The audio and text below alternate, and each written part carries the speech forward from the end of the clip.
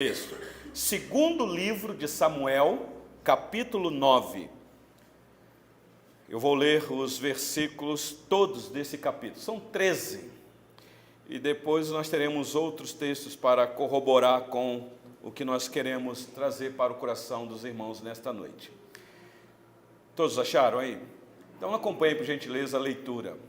Segundo Samuel 9, diz assim: Disse Davi: resta ainda, porventura, alguém da casa de Saul para que use eu de bondade para com ele, por amor de Jonatas? Havia um servo na casa de Saul, cujo nome era Ziba. Chamaram-no que viesse a Davi. Perguntou-lhe o rei: és tu Ziba? Respondeu: eu mesmo, teu servo. Disse-lhe o rei: não há ainda alguém da casa de Saul para que use eu da bondade de Deus para com ele? Então Ziba respondeu ao rei: ainda há um filho de Jonatas, aleijado de ambos os pés. E onde está? Perguntou-lhe o rei.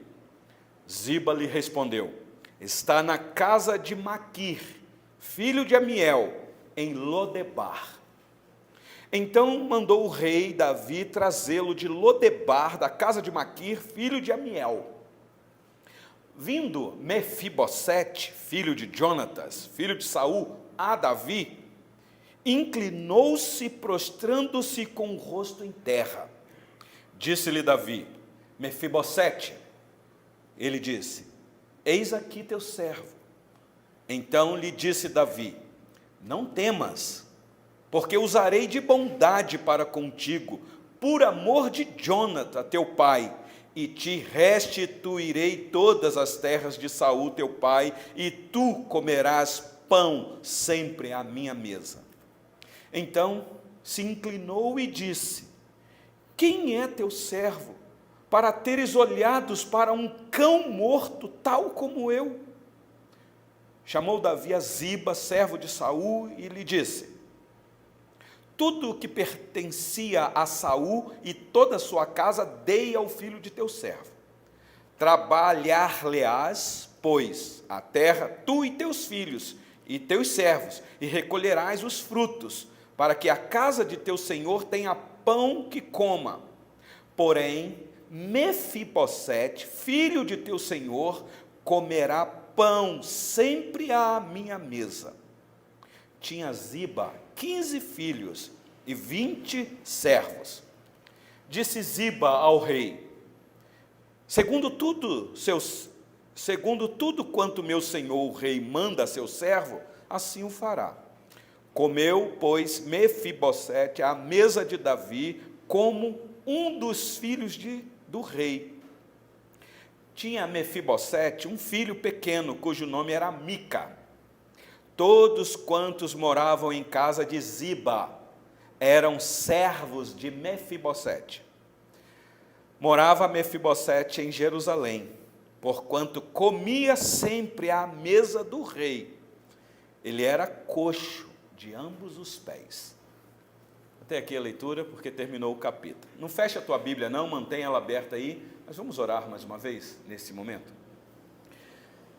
Bendito Deus, nós acabamos de ler uma porção da tua santa palavra, palavra bendita, infalível, inerrante, suficiente, autoritativa, palavra que é viva e eficaz e que penetra no mais profundo do nosso coração, a ponto de fazer aquilo que só ela pode fazer.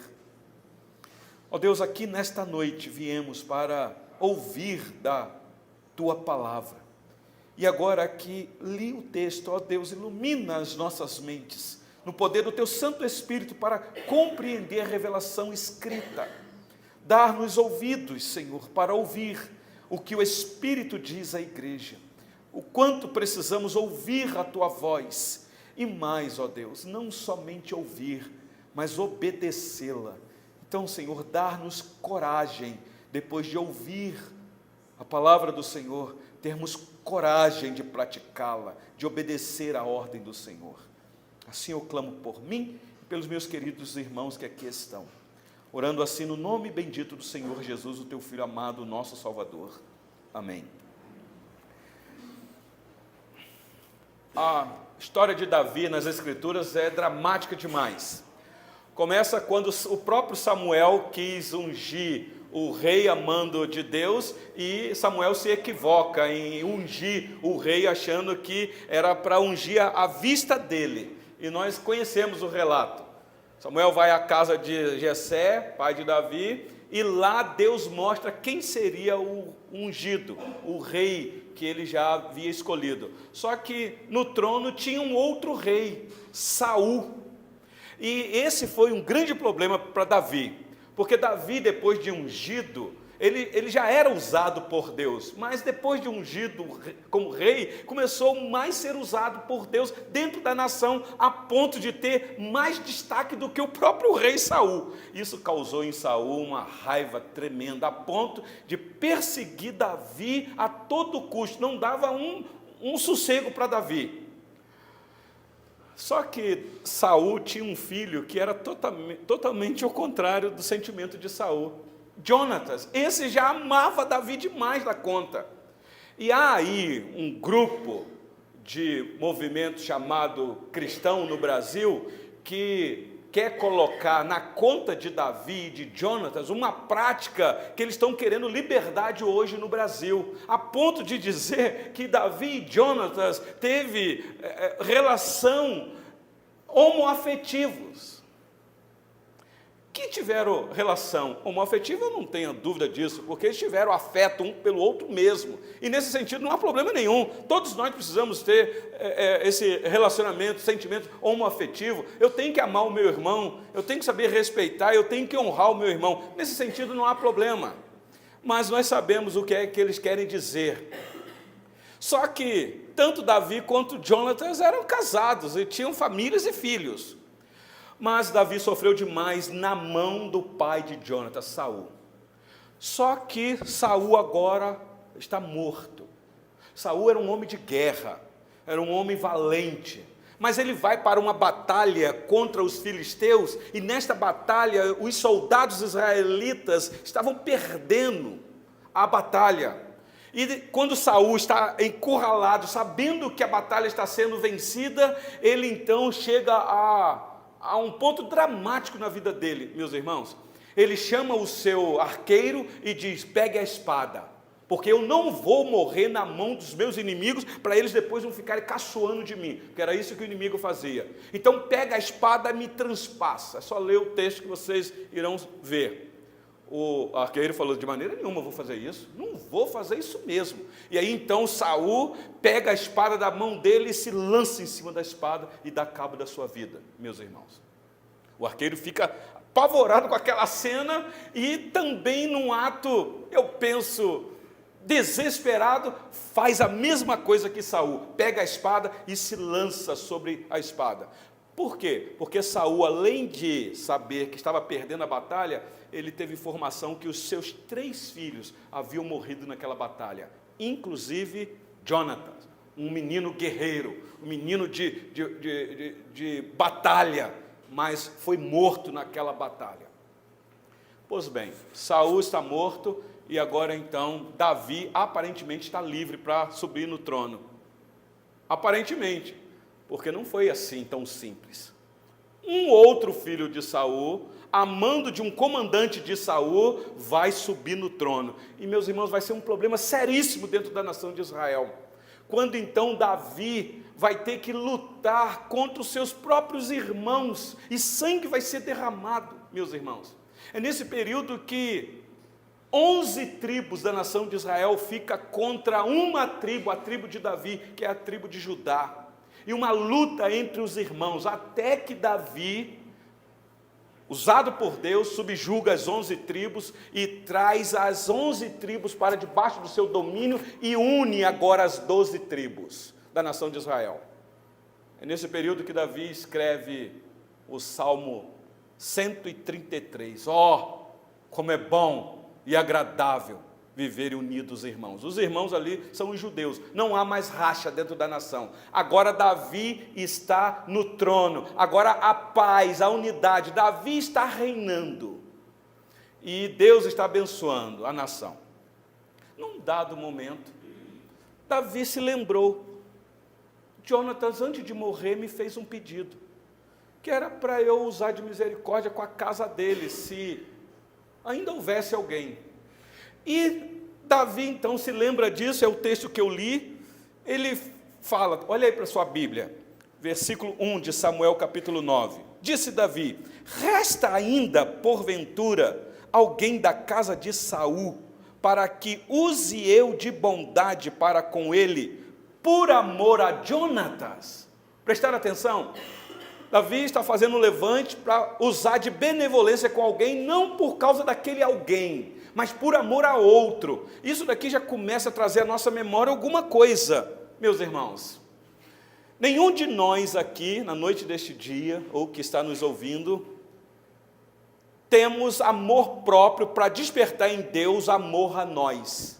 O amor de Deus por nós é apesar de nós, porque nenhum de nós somos amáveis para Deus nos amar. Nem esse aqui a quem Davi manda buscar para dispensar amor por ele. Eu quero usar de bondade, não por amor a ele, mas por amor a outro, a Jonatas. E aí o texto vai desenrolar aqui, nós vamos ver, que é um filho de Jonatas, que ainda restava em algum lugar escondido.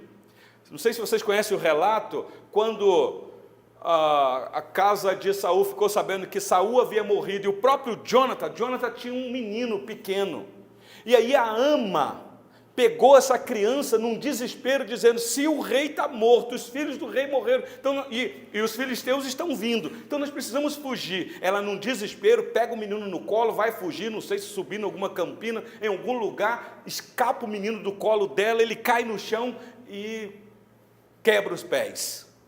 E me parece que foi fatal, porque o menino já era grande e estava com um problema, ficou coxo, por causa de uma queda. E aí então Davi está investigando. Versículo 2, olha comigo aí. Havia um servo na casa de Saul, cujo nome era Ziba. Guarda esse nome aí no teu coração. Se você tiver uma caneta, você grifa esse nome aí, porque daqui a pouco eu vou te mostrar quem é essa pessoa e a quem ele tipifica. Porque aqui você já começou a ver algo tipificando a Trindade Santíssima. Deus usando de misericórdia por amor a alguém. Mas agora entra essa figura chamada Ziba. Isso aqui é uma figura maligna, maléfica, do mal, gente perversa. Vamos lá. Havia um servo na casa de Saul, cujo nome era Ziba. Chamaram-no que viesse a Davi. Perguntou-lhe o rei, és tu Ziba? Respondeu, eu mesmo, teu servo. Disse-lhe o rei, não há ainda alguém da casa de Saul para que use eu da bondade de Deus para com ele? Agora Davi deu uma outra informação, ele só não vai usar de bondade por amor a Jonatas, mas ele vai falar da bondade de Deus, não é nem da bondade do próprio Davi, mas da bondade de Deus. Então Ziba respondeu ao rei, ainda há um filho de Jonatas, aleijado de ambos os pés. Já deu um detalhe aqui. Tem sim, rei, tem um menino aí, mas eu já vou falar uma coisa para o senhor. Se o senhor está preparando um exército para enfrentar inimigo, ele não presta, porque ele é coxo. Na verdade, o texto aqui diz que ele é aleijado de ambos os pés, ele não consegue ficar em pé, então não serve para ser um soldado, ele não serve para ir para a guerra, ele vai atrapalhar, ele precisa ser carregado por alguém. Então, tem sim, mas já adianto para o senhor que não vai acrescentar muita coisa para o senhor, não. E aí, versículo 4 diz, e onde está? Davi insiste, né? Perguntou-lhe o rei. Ziba lhe respondeu, está na casa de Maquir, filho de Amiel, em Lodebar. Delatou, disse certinho onde estava. Lodebar é um local, é onde estava Mefibosete. E Lodebar, aqui os estudiosos dizem que é um lugar longe mesmo, dos olhos do rei, ou dos soldados do rei, lugar deserto, lugar sem recurso, lugar feio, lugar que ninguém quer morar lá, lugar que o povo vai fugido, esconder para lá, vai se refugiar para lá. Lodebar, está lá o aleijadinho, com toda dificuldade, morando nesse lugar horrível, sem recurso nenhum, mas está lá vivendo. Então, versículo 5, mandou o rei Davi trazê-lo de Lodebar, da casa de Maquir, filho de Amiel. Preste atenção no detalhe aqui, meus irmãos.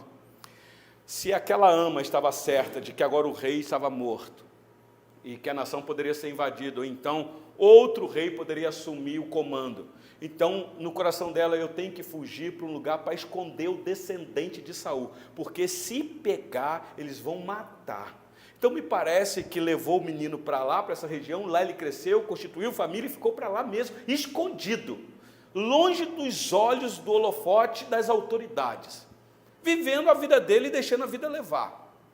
Imagina a cena, ele crescendo com esse estigma: se o rei me encontrar, meu pai, porque os filhos de Saul não prestavam não, Jonathan era o único que escapava, os outros eram terríveis. Então, queria muito matar Davi. Então, Davi poderia, por meios legais, mandar matar todos da casa do rei Saul. Poderia. De repente, chega a comitiva do rei Davi lá nesse lugar horrível. Talvez os soldados montados a cavalo, trazendo aquela bandeira real, aquela comitiva. De repente, o alvoroço, o comentário, um lugar talvez não muito populoso, que todo mundo conhece todo mundo, e alguém deve ter falado: a comitiva do rei está aí. A notícia deve ter chegado na casa de Mefibosete, não sei onde ele estava, e deve ter falado: pronto, o rei me achou aqui. E era ele mesmo. Chegou a notícia: onde mora Mefibosete aqui? Ah, ali, é ali. Está lá. Chegou lá: você é o Mefibosete? O aleijadinho, tadinho. Sou eu mesmo. O rei manda te buscar. Eu fico imaginando a cena na cabeça desse rapaz, saindo de lá, indo para Jerusalém para encontrar com o rei. E, meus irmãos, encontrar com o rei é sinônimo de submissão, de quebrantamento, de cara no pó. Ninguém entra na presença do rei se o rei não autorizar a entrar, e não pode entrar de qualquer maneira. Você tem todo uma reverência, por assim dizer. Tanto é que vocês vão ver aqui no texto, olha comigo aí o versículo 6. Vindo Mefibosete, filho de Jonatas, filho de Saul, a Davi, inclinou-se, prostrando-se com o rosto em terra. Isso aqui é atitude de humilhação, de quebrantamento e de submissão. Alguém que sabe que não é nada e que reconhece a autoridade do outro. E ele então está lá prostrado com a cara no chão. Deixa eu só abrir um parênteses aqui. Nós estamos falando aqui de Mefibosete, um ser mortal, se curvando diante de uma autoridade que é mortal, Davi, que nós conhecemos a história de Davi, mas com santo temor. Eu fico imaginando hoje o povo que se diz crente e que se apresenta diante do rei quando há uma santa convocação para adorá-lo, e esse povo se coloca de qualquer maneira diante do rei, acha que tem liberdade para fazer o que quiser na presença do rei. Já começa o culto dizendo: não, aqui o Espírito está aqui, e onde o Espírito está, a liberdade. O povo começa a pular na presença do rei. Eu não entendo isso, meus irmãos. É cara no pó, é você reconhecer quem é esse Deus que você adora, que está sentado num trono, e que Ele é o Senhor dos senhores, Rei dos reis, Senhor do universo. Como que nós nos portaremos diante dele? Então, culto é uma responsabilidade muito grande nossa, meus irmãos. A diferença é que a gente não vê o trono e Deus sentado aqui. Por isso é que às vezes a gente pensa que tem liberdade e nós nos portamos de qualquer maneira. Mas se fosse dado a você o privilégio de ver a glória do Senhor, Ele assentado no alto e sublime trono, a sensação sua seria: ai de mim, pecador, porque eu vou morrer. E aí a atitude é prostração, cara no pó. Olha aqui Mefibosete. Prostrou-se, inclinou-se, o aleijadinho com toda dificuldade, e prostrou-se com o rosto em terra. Puxa vida, ele podia ter ficado em pé lá. E aí o versículo de número 6 continua dizendo: disse Davi: Mefibosete. Ele disse: eis aqui teu servo. Então Davi disse: não temas. Porque com certeza Aquele rapaz estava num santo temor, talvez num desespero, achando que iria ser consumido naquele momento. Davi diz para ele: não temas. Meus irmãos, esta é a palavra do Senhor Deus quando Ele encontra um coração quebrantado e contrito na presença dEle. Quando você sente aquele santo temor na presença dEle, de total reverência, e você acha: eu vou morrer porque eu não posso estar aqui na presença desse rei, porque eu sei quem eu sou. Eu sou um homem de lábios impuros e habito no meio de um povo de impuros lábios. Isaías 6. Mas o Senhor Deus diz: não temas, não temas. Davi diz: não temas, porque eu usarei de bondade para contigo, por amor de Jonatas, teu pai, e te restituirei todas as terras de Saul, teu pai, e tu comerás pão sempre à minha mesa. Eu fico imaginando, ele deve ter... Até que enfim, rei, até que demorou, estava lá naquele lugar horrível, lá sofrendo, até que enfim chegou a minha bênção, já era a hora, ainda bem que o Senhor reconheceu quem eu sou, eu mereço mesmo, eu sou campeão, vencedor, essa força que vem de dentro de mim, sou mesmo, eu não sou cauda não, eu sou cabeça. Pois é, tá certo, restitui mesmo, já estava passando da hora. Crente arrogante, que às vezes pensa que Deus tem que fazer para ele alguma coisa, é graça, acabamos de cantar aqui, graça, tudo que temos, tudo que somos, graça, maravilhosa graça e mais nada, meus irmãos. O que nós merecíamos na presença do rei era juízo eterno. Olha a atitude de Mefibosete no versículo de número 8. Então se inclinou e disse, isso dá a entender que o rei deve ter mandado ele: pode levantar, não temas, olhe para mim. Aí quando o rei falou que ia restituir para ele a bênção, em vez de ele dar um glória, ele inclina de novo e diz: quem é teu servo para teres olhado para um cão morto, tal como eu? Reconhecimento de quem é diante do rei. Cão morto. A nação de Israel estava na lei que o cão era um animal imundo, aqueles bichos selvagens, comedor de carniça. Lá era desse jeito. Hoje que na nossa cultura é diferente. Hoje tem gente que cria cachorro e chama de filho, meu filhinho. Não tem nada contra isso daí. Mas tem gente que prefere ter cachorro do que ter filho. Mas tem que cuidar do bichinho mesmo. Mas aqui o cachorro era considerado imundo. E olha a semelhança que Mefibosete faz dele mesmo. O Senhor vai me abençoar? O Senhor vai me aceitar? Eu? Logo eu, um pobre pecador? Tem um louvor aí muito bonito, né? Graça sobre graça recebi, que louvor maravilhoso. Deus iluminou quem compôs essa música, é exatamente isso. Por quê? É a pergunta que está aqui. Por que eu? Eu sei quem eu sou, um aleijado, filho de uma descendência que queria matar o Senhor, rei, que foi contra o Senhor, que falou mal do Senhor, que odiava o Senhor. Eu lá morando naquele lugar escrito: quem sou eu, teu servo, para olhar para mim como um cão morto? Meus irmãos, reconhecimento de pecado. Por isso é que no nosso culto, ou no culto que nós prestamos ao Senhor na igreja presbiteriana, no ato da liturgia, nós zelamos por esse momento de quebrantamento. Nós não podemos ser arrogantes e achar que Deus nos aceita aqui de qualquer maneira, porque não aceita. Não, eu sou dele mesmo, ele morreu por mim, então agora eu tenho liberdade. Não é assim não, meus irmãos. É muita humildade. E às vezes na hora da oração de quebrantamento, a gente tem que ser sincero e orar mesmo, que às vezes eu fico com uma sensação, pastor João, por causa daquele tempo tão curtinho, que o povo nem sabe o que é isso. Aí o pastor: não, vamos orar até 1 minuto de oração silenciosa. Aí não dá nem um segundo, o irmão lá já levanta e já começa a orar, mostrando que não está nem querendo se quebrantar coisa nenhuma. Aí faz aquela oração que a gente já sabe, de boca para fora. Não, meus irmãos, é lá de dentro, é dizer: Senhor, quem sou eu? Miserável pecador, merecia, era o castigo eterno, porque eu sei quem eu sou, eu não sou bom, e o Senhor é, e se o Senhor é bom, por que o Senhor me ama? É o drama nosso, meus irmãos. Pois bem, versículo 9, acompanha aí. Chamou Davi a Ziba, apareceu o Ziba aí na história, miserável, servo de Saul, e lhe disse: tudo que pertencia a Saul e a toda a sua casa, dei, é graça, é dado, dei ao filho de teu senhor, que é o Mefibosete. Está falando para Ziba, ó, Ziba, você vai trabalhar, pois, a terra, tu e teus filhos e teus servos, e recolherás os frutos, para que a casa de teu senhor tenha pão que coma.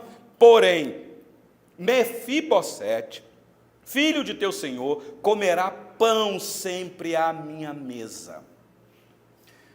Meu Deus do céu, além dele ter ido lá buscar aquele rapaz deficiente, e agora o rei vai dar um privilégio para ele, vai chamar ele para a casa real e comer à mesa do rei. Meus irmãos, só pode comer na mesa do rei quem é filho, nem o servo criado pode comer na mesa, só senta na mesa do rei quem é filho. Ele falou isso para Ziba. Eu penso, o texto aqui não deixa transcrever aqui, mas em outro momento a gente imagina que esse Ziba deve ter falado, ué, mas Mefibosete? Mas eu é que deveria sentar lá na mesa do rei, porque eu tenho as duas pernas boas, eu sou bom, eu sou mais inteligente, eu sou mais influente, eu sou mais isso, eu sou mais aquilo. Sabe fazer aquelas comparações? Que um olha para o outro e fala assim, eu sou melhor do que o outro, deveria ser eu. Está lá o irmão Luiz tocando baixo aqui, mas por que não sou eu, é ele? Está lá o presbítero Franco tocando violão, poderia ser eu, tá as irmãs cantando, fica aquela bobagem. Mas olha comigo aí o texto. Versículo de número 10, no finalzinho, diz que tinha Ziba 15 filhos e 20 servos. Então, esse Ziba aqui era influente. Disse Ziba ao rei, segundo tudo quanto meu senhor o rei manda a seu servo, assim o fará. Falsidade pura. Comeu, pois, Mefibosete à mesa de Davi como um filho dos filhos do rei. Meus irmãos, isso aqui retrata nós como filhos de Deus. Nós só podemos sermos considerados como filhos de Deus, não porque somos legítimos filhos de Deus. Nenhum de nós somos filhos legítimos de Deus, porque Deus só tem um filho. Nesse filho, nós fomos adotados na família deste Deus, e agora Ele nos chama para comer na mesa, estaremos aqui participando da mesa do Senhor, como filhos dEle. Meus irmãos, vocês já pararam para pensar nisso? Que privilégio que é você comer na mesa, não de um rei mortal, mas na mesa do rei dos reis. Por isso que a ceia diz a mesa do Senhor. A mesa não é dos presbiterianos, porque não foi nenhum presbiteriano que morreu na cruz. A mesa é do Senhor, e Ele nos chama para comer na mesa com Ele. Que coisa! Acompanhe aí o texto, versículo de número 12. Tinha Mefibosete um filho pequeno, cujo nome era Mica. Essa informação aqui é muito significativa. Isso aqui é para mostrar o seguinte: Mefibosete, não só você é filho, mas a sua descendência também, a importância do filho da herança, os filhos que fazem parte da promessa, do pacto, estão debaixo da aliança.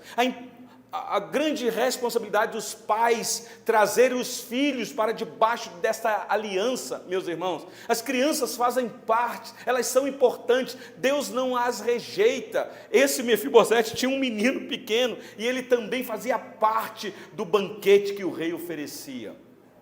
Prestaram atenção, meus irmãos? Os filhos são importantes demais. Pai e mãe, cuide dos seus filhos, tragam eles para debaixo do pacto, da família da aliança. E o texto diz que todos quantos moravam em casa de Ziba eram servos de Mefibosete. Está bem claro, Ziba, você é servo. Mefibosete está numa posição elevada. E aí o versículo 13 diz, morava Mefibosete em Jerusalém, porquanto comia sempre à mesa do rei. Eita, que privilégio! Mas Mefibosete, não esqueça quem é você, Mefibosete. Ele era coxo de ambos os pés. Talvez para lembrar, Mefibosete, não esqueça quem você é na casa do rei. Você aqui foi favorecido. Você não pode ter um espírito de arrogância, porque isso vai preceder a queda na sua vida, de você achar que é melhor do que quem quer que seja. Lembra que você é coxo. Você só está aqui porque alguém te trouxe, alguém te deu esse privilégio. Que texto, meus irmãos, maravilhoso. Parece que a história acaba aqui, né? E aí então Davi cumpriu a promessa, trouxe um filho de Jonathan, está honrando o menino lá. E a vida de Davi se segue, Davi está em paz no reinado. O problema é que Davi é um miserável pecador. De repente Davi está tão confiante de si, que ele sobe para o terraço do seu palácio, e de repente olha para a vizinha, estou usando aqui um termo humano, e se encantou com aquela moça, a esposa de um capitão do exército dele, Batseba. E nós conhecemos o registro. E Davi comete um adultério que foi catastrófico para a vida e a família dele. O rei Davi, aquele a quem Deus está usando, para usar de bondade de Deus para com alguém. E agora então Deus vai pesar a mão sobre Davi e a sua casa. E a desgraça, meus irmãos, começa a acontecer na casa de Davi. Deus está disciplinando Davi, a espada não está saindo da casa de Davi. De repente, a família de Davi começa a entrar num desmantelo. Irmão incesto com a irmã, um irmão mata outro irmão, que coisa horrível. De repente, um filho de Davi se levanta contra o próprio pai, Absalão, querendo usurpar o trono para si, querendo se valer da autoridade que Deus deu a Davi, não a ele. Meus irmãos, já parou para pensar nisso? Um filho querer matar o próprio pai? Você vai falar assim, sim, pastor, isso até hoje é verdade. Temos aí uma jovem que contratou um namorado lá para matar o pai e a mãe apaulado, uma coisa horrível, foi presa, condenada, mas essa nossa justiça é uma bênção no nosso país, agora ela está lá, ela teve, eu sei que Deus perdoa, meus irmãos, eu sei disso, mas está lá, agora ela está tendo, acho que está grávida, se não me engano, vai ter um filho. Que Deus abençoe o fruto do ventre dessa menina, para que ela não dê à luz a um menino, e esse menino cresça e faça com ela o que ela fez com a mãe. Mas essa é uma realidade. O fim do mundo é marcado exatamente por isso, meus irmãos, de filhos não quererem mais honrar os seus pais. Vivemos numa geração que os filhos não conseguem mais obedecer os seus pais, não honram os pais, quebram o 5º mandamento com muita facilidade, e ninguém na igreja é disciplinado por quebrar o 5º mandamento. Agora, se quebrar o 7º, aí é disciplinado, e Davi quebrou o 7º mandamento. Mas os filhos estão quebrando o 5º mandamento. E aí Davi agora se vê acuado. Davi então agora foi informado que Absalão agariou soldados e que está fortemente armado. E Davi, meus irmãos, chega à conclusão de dizer, não vai ter escapatória para mim. Só resta uma saída, fugir. Pensa nisso. O rei segundo o coração de Deus, quantos livramentos Deus deu a Davi por causa de Saul, e agora Davi está fugindo com medo do seu filho, e abandona Jerusalém e a casa real. E Absalão agora assume o trono, entre aspas. Só que Deus era com Davi, nós conhecemos o relato, meus irmãos. Até que Absalão vai tentar ir atrás dos soldados de Davi, e conhecemos o relato. Deixa eu adiantar aqui. Absalão, montado no animal, engastanha os cabelos lá naquele meio de galho lá, e Joabe vem e não poupa a vida de Absalão, e mata. Mas Davi não queria que matasse o jovem Absalão. Quando a notícia chega para Davi, que o filho dele estava morto, vocês lembram o drama no coração de Davi. Absalão, meu filho, Absalão, meu filho, Absalão. E ele chora amargamente a dor da morte do seu filho. Porque é assim mesmo, meus irmãos. Filho é filho, não importa. Seja o bandido que for, mãe sempre vai amar e pai também. Pai quando é pai de verdade. Pois bem, então agora Davi pode retornar para Jerusalém. Mas quando ele está fugindo de Absalão, de Jerusalém, ele encontra com Ziba no caminho. Deixa eu ler esse texto rapidinho para vocês aqui. Deixa eu ver a hora aqui, porque senão... Olha aí comigo, 2 Samuel 16, rapidinho, 4 versículos. 2 Samuel 16. Daqui a pouco eu vou aplicar para os nossos corações da ceia aqui. 2 Samuel, segundo livro de Samuel, capítulo 16, os 4 primeiros versículos. Esse episódio aqui é quando Davi está fugindo de Absalão, está saindo de Jerusalém. Diz o texto: tendo Davi passado um pouco além, dobrando o cimo, vocês estão acompanhando aí? Eis que lhe saiu ao encontro, quem? Ziba, servo de Mefibosete, com 2 jumentos albardados e sobre eles 200 pães, 100 caixas de passas, 100 frutas de verão e um odre de vinho. Perguntou o rei a Ziba: que pretendes com isso? Ele achou aquilo estranho. Respondeu Ziba: Os jumentos são para a casa do rei, para serem montados. O pão e as frutas de verão para os moços comerem o vinho, para comerem, o vinho para beberem os cansados no deserto. Então disse o rei: onde está, pois, o filho de teu senhor? Quem é? Mefibosete. Olha a resposta de Ziba. Respondeu Ziba ao rei: eis que ficou em Jerusalém, pois disse: hoje a casa de Israel me restituirá o reino de meu pai. Eita! Então disse o rei a Ziba: teu é tudo que pertence a Mefibosete. Disse Ziba: eu me inclino e ache eu mercê diante de ti, ó rei, meu senhor. Ziba aqui é uma figura do diabo, que quer roubar aquilo que é do crente, roubar a bênção do crente. E por um momento, isso é dado a ele, de maneira que eu não sei explicar, meus irmãos. O diabo é o diabo de Deus, e ele usa o diabo da maneira que ele quiser. Jó que o diga. O Mefibosete falou isso, Ziba? Falou sim. Ele está passando a perna no senhor, rei. Então tá bom, então tudo que eu dei para ele, eu estou tirando dele, e agora é teu, Ziba, é tudo para você. Você aceita? Ó, Senhor. Poderia dizer aqui: quem sou eu, um cão morto? Ele não fala nada disso. Fala: não, estou aqui, já estava na hora, né? Eu sou um trabalhador, sou um guerreiro, o Senhor me chamou, eu quero sim, eu quero, pode me dar, que a bênção é minha. Capítulo 19, para a gente concluir aqui, por gentileza. Deixa eu dar um pulo aqui. Capítulo 19 já é o episódio que Davi está voltando para Jerusalém como rei, para restituir o trono que lhe foi tirado por Absalão. Capítulo 19, versículo 24, diz assim: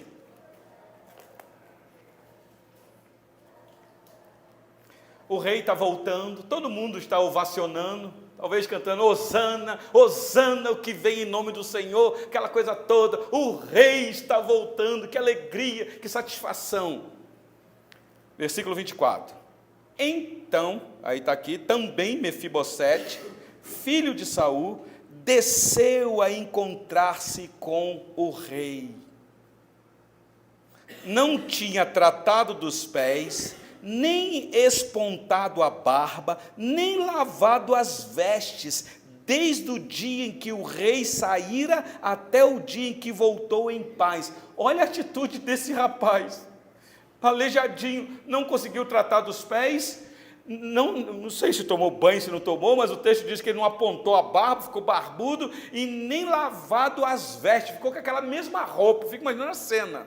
Isso aqui é estado de humilhação, de quebrantamento, de jejum, meus irmãos. Talvez Mefibosete se quebrantou em jejum, dizendo: eu vou aguardar o meu rei, o meu senhor voltar, e eu não vou me envolver com nada enquanto o meu rei não voltar.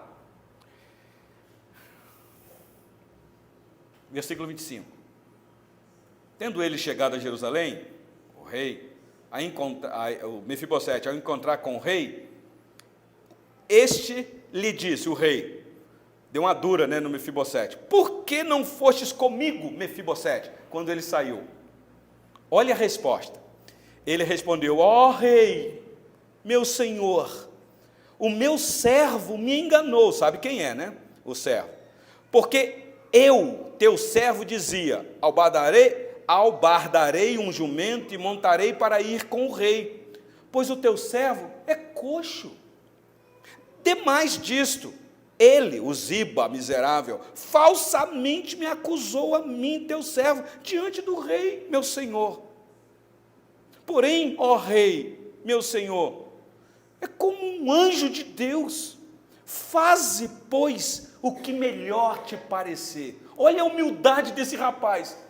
Rei, eu sei que o senhor foi, humanamente falando, contaminado por esta víbora, falou mal de mim, e o senhor está convencido disso, porque talvez Mefibosete sentiu isso. Mas, ó rei, o senhor é como um anjo de Deus na minha vida. O senhor tem autoridade, é o senhor que dá as ordens. O senhor pode fazer comigo o que o senhor quiser. Versículo de número 28. Porque toda a casa de meu pai, Mefibosete dizendo, não era senão de homens dignos de morte diante do rei, meu senhor. Contudo, puseste teu servo entre os que comem à tua mesa. Que direito, pois, tenho eu de clamar ao rei? Meus irmãos, olha o que ele está dizendo, eu não tenho direito nenhum, é uma linguagem jurídica, os advogados estão aqui, sabem disso. Às vezes nós somos tão arrogantes, sem sabedoria, nós cantamos assim: tudo que Jesus conquistou na cruz é direito nosso. Essa linguagem é jurídica. Direito? Que direito, meus irmãos? Que direito você e eu tínhamos diante do rei dos reis? Mefibosete está dizendo, o senhor pode acabar comigo, porque que direito eu tinha? Eu era um Zé Ninguém lá no fim do mundo. Não tinha direito nenhum e continuo não tendo, mesmo comendo na mesa do Senhor. É graça, simplesmente graça. Critiquei a música aí, que a gente gosta tanto de cantar, né? Talvez muda aí a palavra lá, talvez dá certo. Porque não há direito nenhum para nós, meus irmãos. Versículo 29. Respondeu-lhe o rei: por que ainda falas dos teus negócios? O rei interpretou ele mal. Resolvo que repartas com Ziba as terras. Aí, agora, tá bom, não vou dar tudo para Ziba não, mas vai repartir, vai dar metade para Ziba. O diabo está levando a metade. Mas olha a resposta de Mefibosete, meus irmãos, versículo 30. Disse Mefibosete ao rei: fique ele muito embora com tudo, pois já voltou o rei, meu senhor, em paz à sua casa. Meus irmãos, despreendimento. Esse Mefibosete, que agora está comendo na mesa como filho do rei, tem muitas propriedades, ficou próspero, bens materiais, o diabo está levando. E aí agora o rei está falando, não, mas você vai dar metade de tudo que você tem para o diabo. Que o diabo carregue tudo, porque o Senhor já voltou. O Senhor é mais importante para mim. O Senhor é o que vale, é o melhor tesouro que eu posso ter. Meus irmãos, a que isso aqui tipifica hoje para nós, meus irmãos? Nós que dizemos que somos cristãos. Isso me faz lembrar que um dia o Senhor Deus, na pessoa de Jesus, entrou na casa de um pecador, político. Pensa, o Senhor Jesus entrou na casa de um político, que era considerado ladrão. Pensa aí um político hoje que é considerado ladrão. Tudo bem, Jesus entra lá na casa dele. O povo fala que tu roubou aí, você é corrupto. Claro que não está isso lá no texto. Mas aí o Senhor Jesus começa a falar exatamente do que é essencial nessa vida. De repente ele levanta na casa dele. Ele sabe de quem eu estou dizendo. E ele diz, ok, entendi, Senhor Jesus, entendi. Então hoje eu resolvo dar a metade do que eu tenho aos pobres. E já que o povo diz aí que eu roubei, que eu sou um político ladrão, então eu vou fazer aqui uma análise, vou investigar, se eu defraudei alguém, eu vou restituir 4 vezes mais. Eita, Mefibosete, aí está um homem convertido. Meus irmãos, eu oro para que Deus converta uns políticos assim no Brasil, de verdade, que seja convertido a esse nível. Você que não tem nada, dá metade do que você tem para o pobre, não é quase nada, você não tem nada. Mas se você tiver muita coisa, eu estou falando de Zaqueu, um homem riquíssimo. E ele, vou dar metade. Meus irmãos, é muita coisa. E eu vou restituir 4 vezes mais. Aí você fala, que maravilha. Mas teve um outro momento na vida do Senhor Jesus, que um jovem rico quis saber como é que herdava a vida eterna. Como é que ele fazia para ir para o céu? Vocês devem lembrar disso. O Senhor Jesus falou assim, você é um judeu, você deve conhecer a lei, você tem observado? Tenho, desde a minha juventude eu observo tudo, eu não mato, eu não roubo, sou um bom trabalhador, pago minhas contas em dias, sou um bom marido, não sei se ele era casado, vai lá na minha casa para você ver se as pessoas não falam bem de mim, vai lá na minha rua, veja se os vizinhos não falam bem de mim, eu sou uma pessoa boa. Então, que coisa maravilhosa, então só falta uma coisa, vai e dá tudo que você tem aos pobres, depois volte, e você terá um grande galardão nos céus. Vocês lembram qual foi a atitude dele? Espera lá, tudo? Tudo? Não dá não, não dá não. Rei, eu vou dizer, o senhor não é essa bola toda não. As minhas coisas valem mais do que seguir o senhor. E disse que ele saiu triste dali. Meus irmãos, qual é a lição que nós tiramos desse texto para nós? Como é que é o teu coração? Como é que é a tua ganância nesse mundo? Atrás de que você vive correndo? De fato, será que nós aguardamos, meus irmãos, a volta de Jesus? E se aguardamos, você tem convicção de que tudo que você tem, isso tudo vai ficar por aí?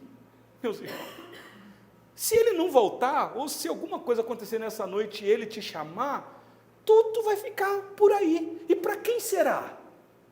Lembra daquele homem que trabalhou, ganhou muito dinheiro, não fez nada desonesto. E ele falou assim: alma, eu tenho tanta coisa, você vai descansar, você vai viver, agora eu vou curtir a vida, vou viver e deixar a vida me levar. O Senhor Jesus disse: louco, esta noite te pedirão a tua alma, o que tens preparado? Para quem será? Com isso eu não estou dizendo, meus irmãos, que nós devemos sair por aí com a teologia franciscana, vender tudo que a gente tem e dar para os pobres. Se você fizer isso, tu vai ficar um pobre aí pedindo ajuda. Não é disso que eu estou ensinando. O que eu estou ensinando é o seguinte: onde está o teu coração? Porque onde estiver o teu coração, aí estará o teu tesouro. Como é que é quando você perde as coisas? Que tristeza bate no teu coração? Porque nós vivemos numa geração que a gente não gosta de perder, não. Não gosta de perder. Igual o irmão estava indo para a escola dominical, triste da vida. Chegou lá, veio de ficar alegre, o ensinamento da palavra de Deus, triste. Aí perguntaram para ele: por que foi? Estava vindo, andando ali com a minha notinha de R$2 no bolso, eu sei se eu tirei lá, caiu, perdi meus R$2. Estava triste porque perdeu R$2. Eu sei que R$2 dá para comprar uns pãezinhos. Sei lá. Eu sei que as pessoas ficam tristes porque perdem. Meus irmãos, nós temos um tesouro que ninguém pode roubar. Nós temos algo que é mais valioso do que ouro e prata nesse mundo. Você é um mordomo das coisas que Deus te dá aqui, mas não coloque o teu coração nessas coisas. Não seja um miserável, não seja um avarento, não seja um muquirana. Seja alguém que sabe que você tem o privilégio de comer na mesa do rei de graça. Não há dinheiro que pague, meus irmãos. Ninguém consegue comprar esse privilégio. Aliás, nós é que fomos comprados na cruz. E aí sim foi um alto preço. Preço altíssimo. Custou a vida do único filho de Deus. Mefibosete teve um pai morto na guerra que não podia salvá-lo. Foi Deus que usou de bondade para com Mefibosete, usando Davi.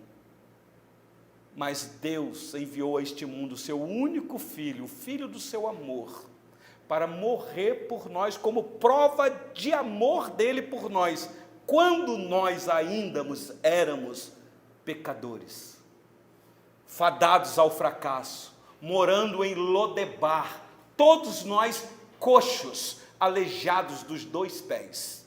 Assim éramos, meus irmãos, antes de ser alcançados pela graça do Senhor Deus. E se agora Ele nos deu o privilégio de estarmos de pé, meus irmãos, não esqueça de se quebrantar diante do Senhor, porque Ele continua sendo Rei dos Reis.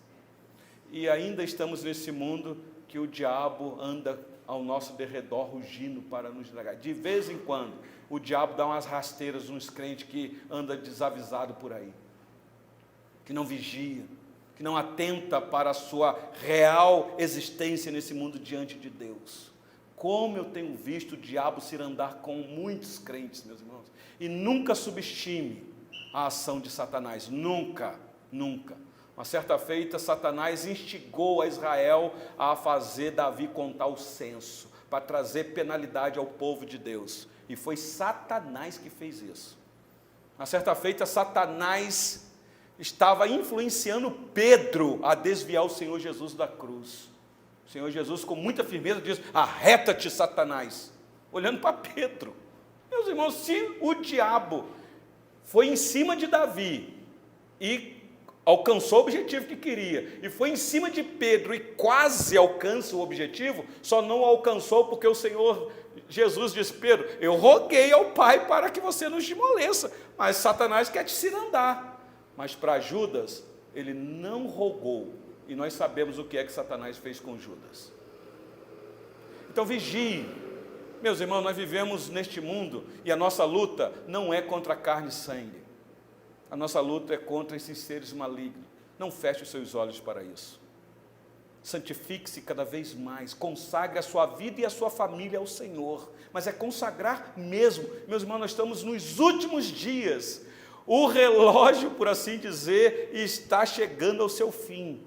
A nação de Israel não é o relógio de Deus, o relógio de Deus são os sinais que estão acontecendo no mundo inteiro. Vigie, meus irmãos, porque o rei está voltando, como acabamos de cantar aqui, Hosana. Sabe o que significa isso? Você está clamando a volta do rei. Pode ser hoje ainda. Ele pode voltar aos olhos nus, ou ele pode fazer você encontrar com ele esta noite. Como é que está o teu coração? Se ele lhe chamar essa noite, você está preparado para encontrar-te com o teu Deus? Pense nisso. Se não, prepara-te para encontrar-te com o teu Deus. Que ele, pois assim, nos abençoe, meus irmãos.